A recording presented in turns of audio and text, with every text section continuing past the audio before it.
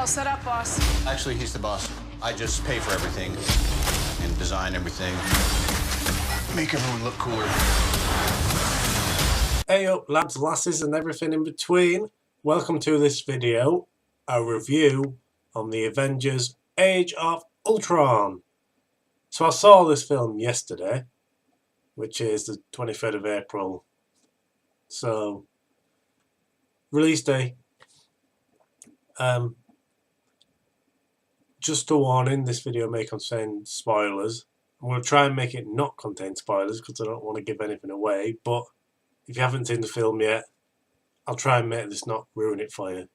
It was a really good film, really good film. One of the best Marvel films I've ever made, I think. So, yeah, it's a great film. From the first second, straight into the action, and from then on, it's just all the way through.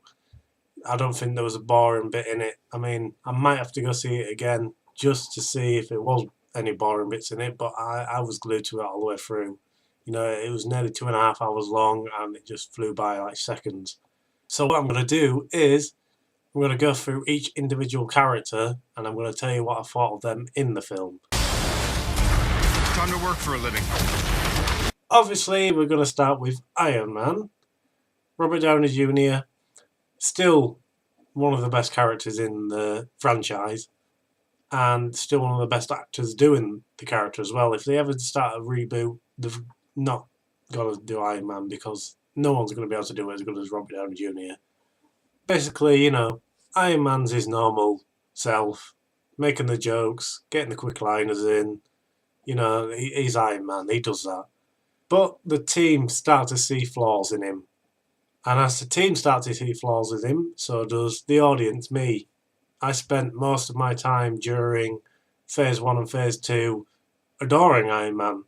In this film, I sort of slipped away from it a little bit. Which is, you know, not ideal. He's a great character, he's a great actor. But there's something going on with Iron Man that's just not convincing me to join him in Civil War. If you don't know what Civil War is, I'll explain it later. So, yeah, you know, Iron Man lovers will probably love him, but I sort of slipped away from him. I'll explain later why as well. But you slipped. We've got the leader, we've got Captain America. Like I said, I've been slipping away from Iron Man. The reason is because in this film, Captain America is just absolutely amazing. You know, you spent his first film thinking, what, Captain America's a bit rubbish. And then you go into the Avengers and you sort of go, still not convinced by Captain America. Winter Soldier, you start getting converted a little bit. In this film, Captain America, he just completely dominates it. It's amazing. He's just so good in it. And, you know, that's sort of why I'm going away from Tony Stark a little bit. I'm going Steve Rogers, Captain America. So yeah, he's really good. He gets some really good lines in there. He starts off the running joke throughout the film. I'm not saying what it is because you've got to watch it and you've got to, you know, find it funny yourself. I thought it was absolutely hilarious all the way through the film. Just one-liners throughout aimed at Captain America. It was great. I'm sure if you've seen the movie, you'll know exactly what I mean. It's all in the swing. Now, this next one's a little hard to say for me because, obviously, if you notice, I can't talk properly. So my THs come out like this. 4. That's not the number, that's 4. That's me saying 4. 4! So anyway, 4. I don't know what to say about 4. You know, he's 4. I've not been convinced by him in the first film like I did. Not really convinced about 4-2. Not really convinced of him in the Avengers. So, you know, it's one of them things. He's just a character that has to be there. He doesn't have to be there, but, you know, he's there for the sake of the film. I'm not convinced by 4. He's not my favourite character.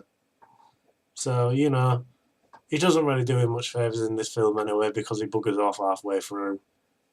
He does come back though, but, you know, Yeah, you know. Moving on to the Hulk. So the Hulk, again, absolutely amazing in this film. He's been one of my favourite characters since I learnt about Marvel. You know, in the comics, I love him. In the films, I loved him. So the Hulk, anyway, he's one of the So the Hulk, anyway, is one of the central characters. The film focuses on Bruce Banner quite a bit. It's sort of gone full circle though, you know, when he started off afraid of being the Hulk and being around people. Then he sort of gets okay with it. In the Avengers, when he turns into the Hulk and he manages to control it unexplained. And then it continues in this film. He knows how to control it and he controls it well. And then he becomes afraid of being the Hulk again. Hulk, while still amazing, he could have been more hulky, smashy, I think.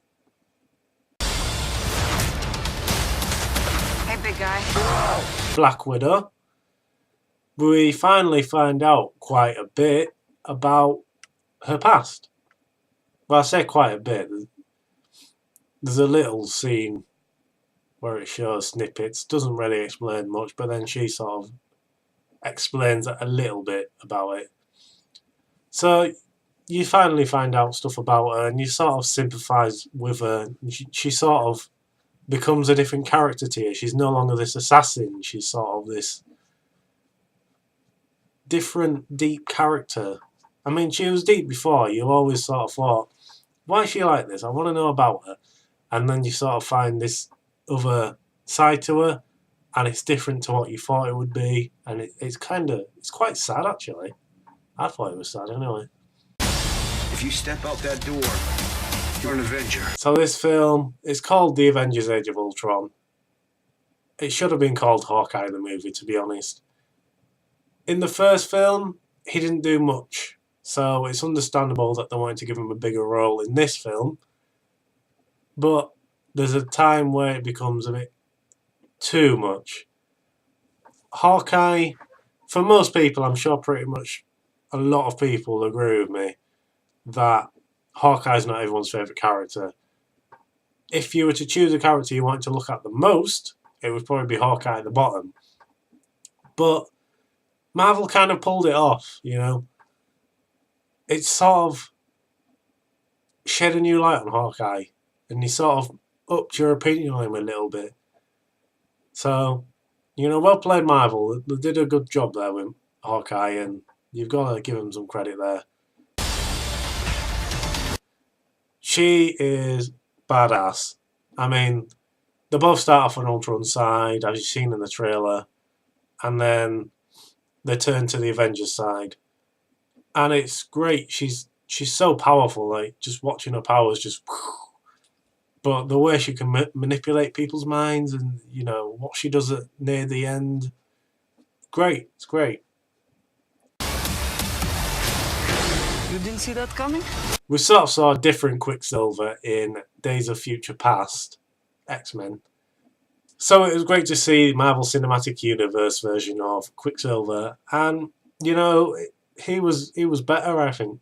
A lot of people did like Quicksilver in X-Men, but I thought he was really good in Avengers, and I actually liked him a lot more than the X-Men one. So that was good. But the problem is, there's just too many fast people out there. You know, you've got Quicksilver in the X-Men already. You've got Flash, who's going to be in the TV show, who's going to be in Justice League. You know, there's just too many fast people, and, you know...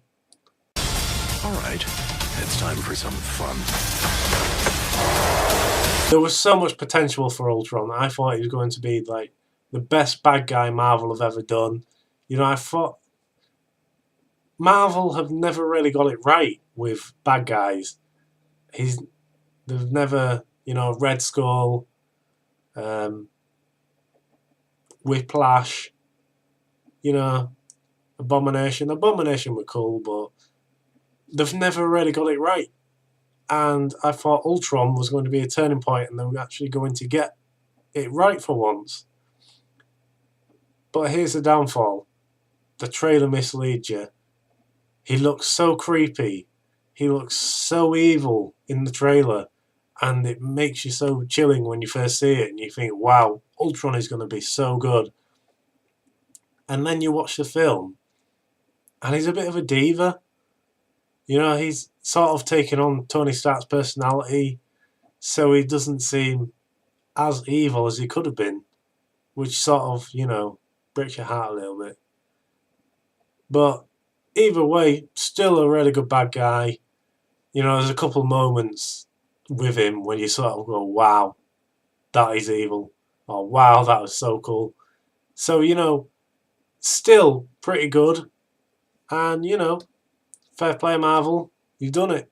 So that's my review on Avengers Age of Ultron.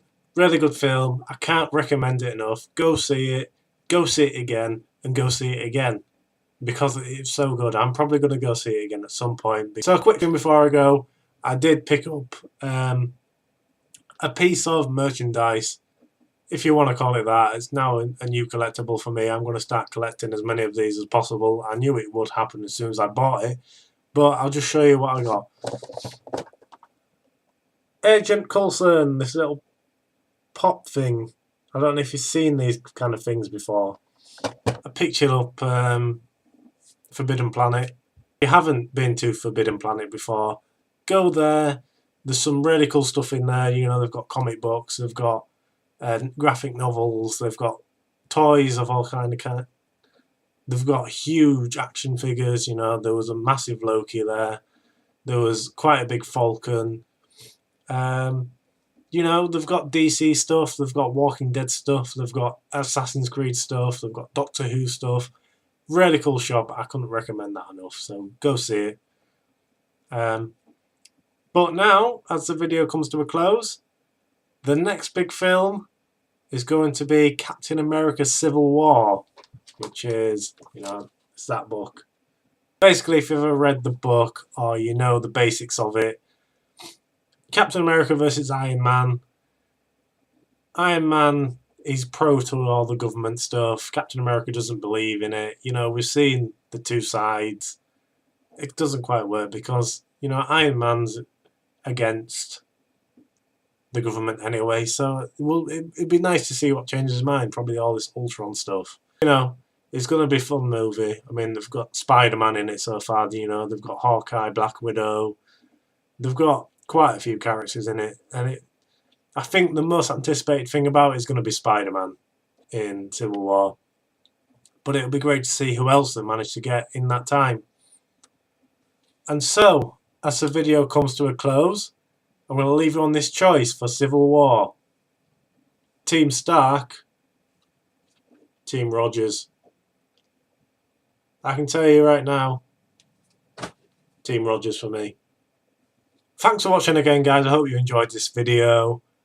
Don't forget to like and subscribe. Follow me on Facebook and Twitter. I really appreciate it. It'd be great if you can do that. I'm hoping to start a Q&A going soon, but I need more followers first. Obviously, I can't just go, give me questions, and then not get any replies. So, you know, it'd be great if I can do that.